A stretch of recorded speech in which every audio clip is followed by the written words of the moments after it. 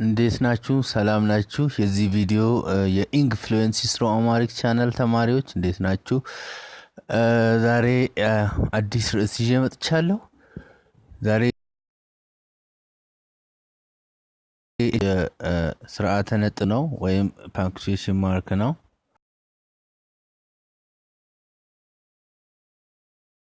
ስለዚህ ጤፍ ማለት ነው። ጤፍ the staple food of Ethiopia is rich in iron ይላል። ይሄ አረፍተ ነገር መልእክት ሊኖረው ይችላል። ነገር ግን እዚህ ጋር punctuation error አለበት። ጤፍ the staple food of Ethiopia is rich in iron ይላል። መልእክት አለው፣ ትልቅ መልእክት አለው። ነገር ግን ትክክል ሥርዓተ-ነጥብ አልገባለትም። በተፈላጊ ቦታ ሥርዓተ-ነጥብ የለምና መስተካከል አለበት። እንዴት ነው የሚስተካከለው ብትሉኝ ጤፍ the staple food of Ethiopia is rich in iron የሚለው በዚህ መስተካከል አለበት። ጤፍ the staple food of Ethiopia is rich in mineral። ስለዚህ ዛሬ ምን አስተምራለሁ ማለት ነው? ስለ ኮማ አጠቃቀም ነው የምንማረው በአጠቃላይ። ስለዚህ ይሄኛው ኮማ አልነበረውም። the staple food of Ethiopia is rich in iron ብሎ ዝም ብሎ ይቀጥላል።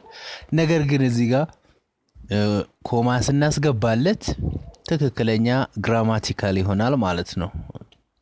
ሰዋሰዋዊውን የጠበቀ አረፍተ ነገር ይሆናል። ጤፍ the staple food of Ethiopia is rich in mineral። ኮማን እናነባታለን። we read comma in English። ኮማን እናነባታለን። እንዴት ነው የምናነበው ካላችሁኝ ፖዝ በማድረግ ነው። ኮማ ባለበት ቦታ ለተወሰነ ጊዜ እናቋርጣለን።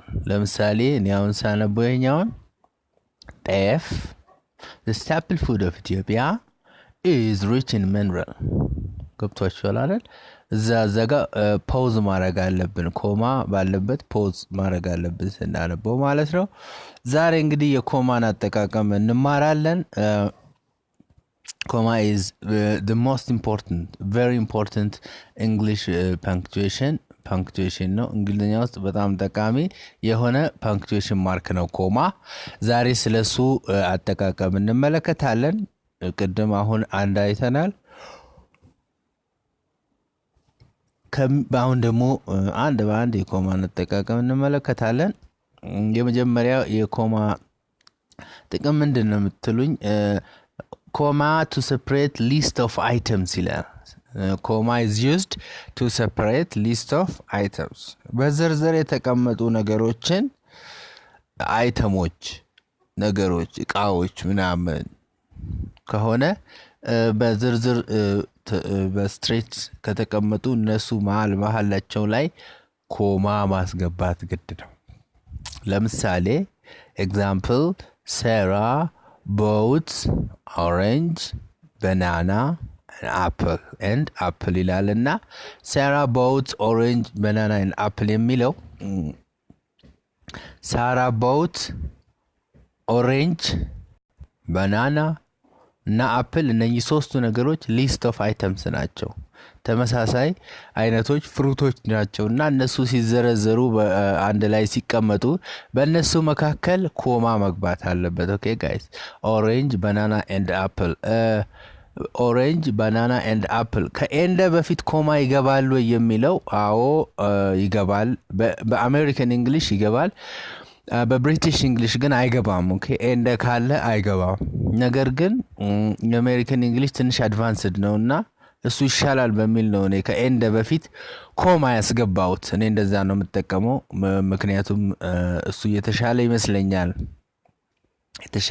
ይመስለኛልና ለምን ብትሉ በኮማ ደግሞ ኤንድን ስናገናኝ ኮማ የማናስገባበት ሁኔታ አለ።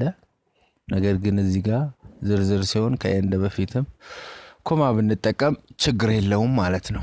ስለዚህ ሊስት ኦፍ አይተሞች ነገሮች ሊስት ሲደረጉ ኦሬንጅ፣ ባናና፣ አፕል ምናምን የሚለው መሃላቸው ላይ እያንዳንዱ ቦታ ኮማ ያስፈልጋል ማለት ነው። ሌላ ነገሮችም ሲዘረዘሩ እንደዛ ኦኬ የቤት እቃዎችንም ብንዘረዝር በማከላቸው ኮማ ማስገባት አለብን ማለት ነው። በመቀጠል comma with coordinate conjunction coordinate conjunction የሚባሉ አሉ ኮማ ከነሱ ጋር ያስፈልጋል coordinate conjunction ባለፈው ሌሰን ያስተምራለሁ ስለ coordinate conjunction ፕሊዝ ያንን ቪዲዮ መመልከት ትችላላችሁ በጣም ግልጽ በሆነ coordinate conjunctionዎች 7 ናቸው fun boys በሚል ፎርሙላ መያዝ ትችላላችሁ እዛ ሌሰን ላይ በዝርዝር አስተምራለሁ እሱን ሌሰን እንድትማሩ አድቫይዝ አደርጋችኋለሁ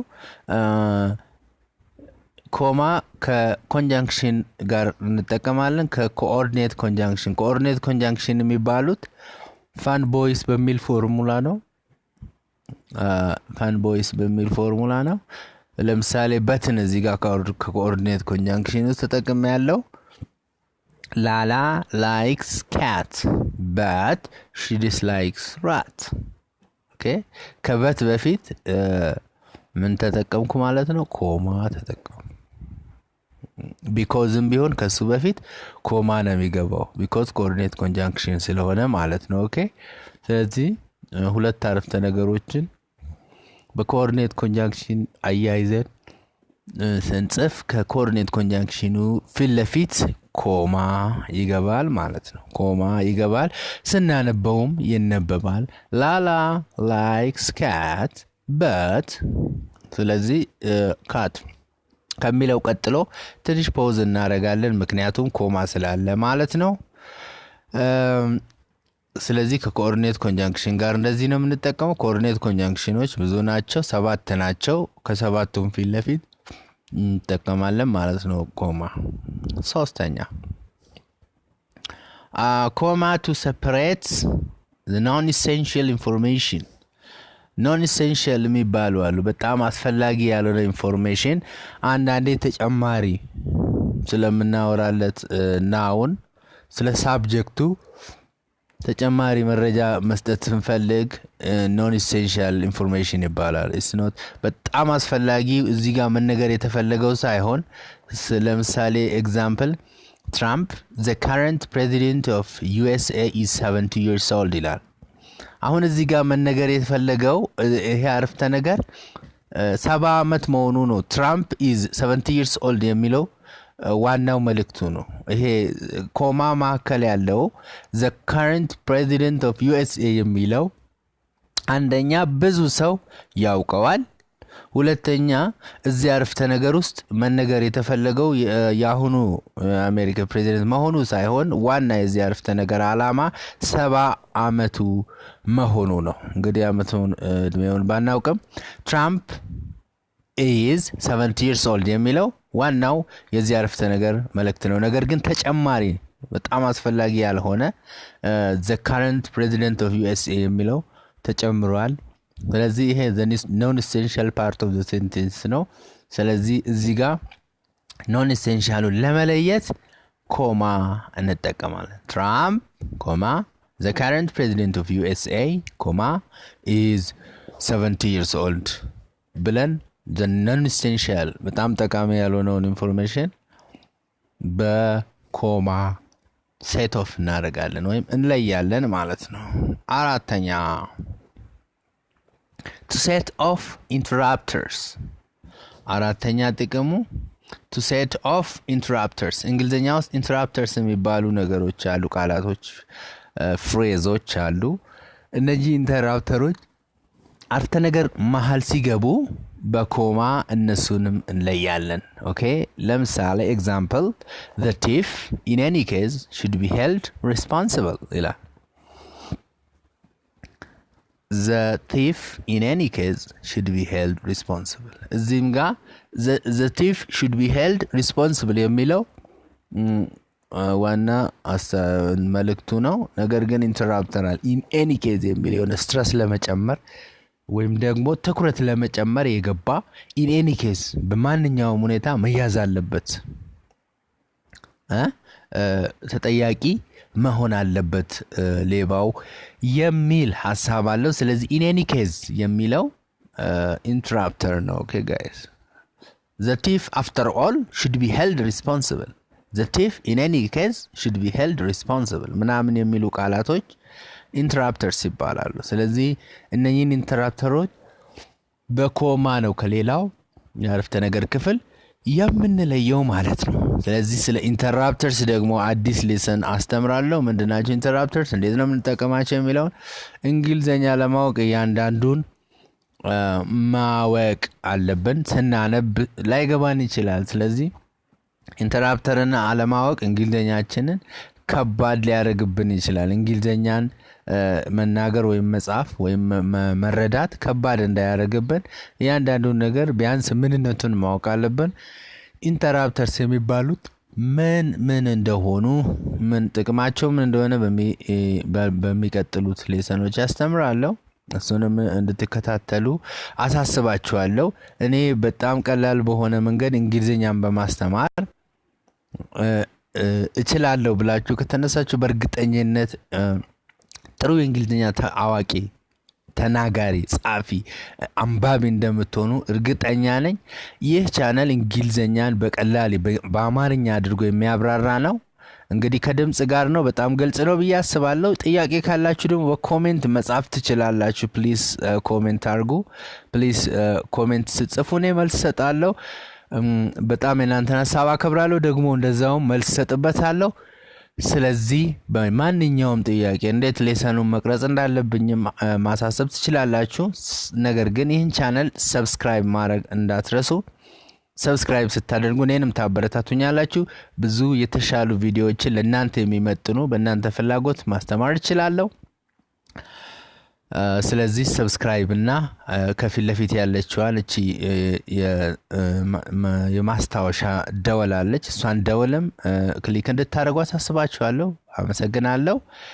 እንግዲህ አራተኛ ይሄ ነው። to set off interrupters ምንድናቸው ካለን በሚቀጥለው አዲስ ሌሰን አስተምራለሁ ብያለሁ።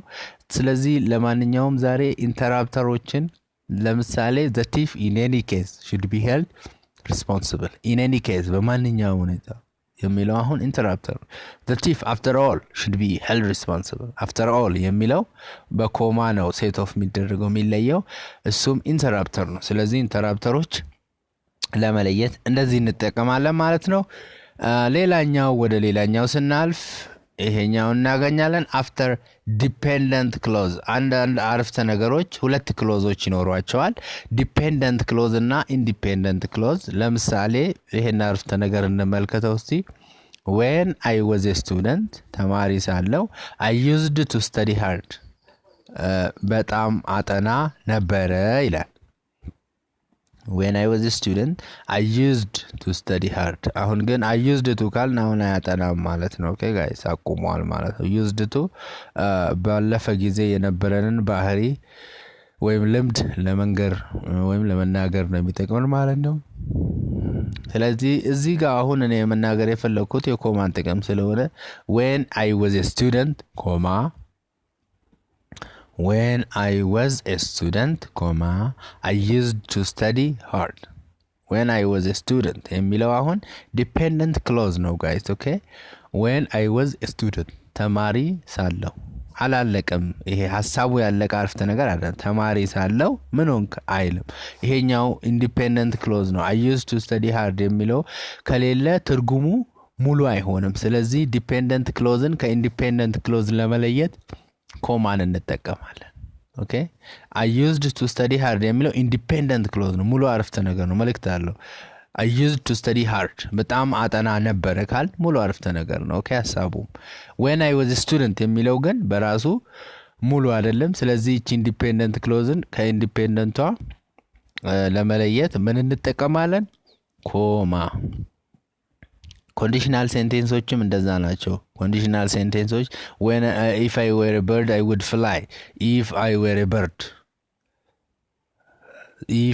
a bird ወፍ ሆኜ ቢሆን ኖሮ እበር ነበረ የሚለው ሙሉ አረፍተ ነገር ሲሆን ግን if I were a bird የሚለው በርድ ብሆን ወይም ደግሞ ወፍ ብሆን የሚለው dependent clause ነው፣ ሙሉ ሐሳብ የለውም። እሱም በኮማ ነው የሚለየው። ኦኬ ስለዚህ if I were a bird, I would fly ብለን ነው የምናወራው ማለት ነው።